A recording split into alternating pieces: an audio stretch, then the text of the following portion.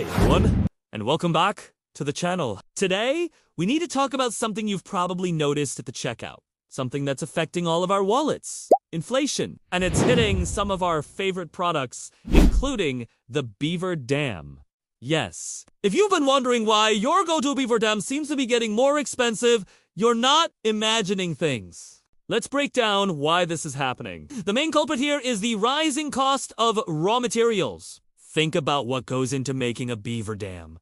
We're talking about specific woods, metals, and specialized components. Over the past year, the prices for these core commodities have gone through the roof. Global supply chain issues, increased shipping costs, and higher energy prices all add up. When it costs more to get the raw materials, it naturally costs more to manufacture the final product. It's a domino effect. The lumber mill pays more for timber, the steel factory pays more for ore and energy, and the logistics company charges more to transport everything. By the time all those components arrive at the factory to be assembled into a beaver dam, the base cost has already climbed significantly. The manufacturer has to absorb some of that, but eventually, they have to pass a portion of those increased costs on to the retailers. And then, ultimately, to us, the consumers. It's not just the beaver dam, of course. You're seeing this everywhere.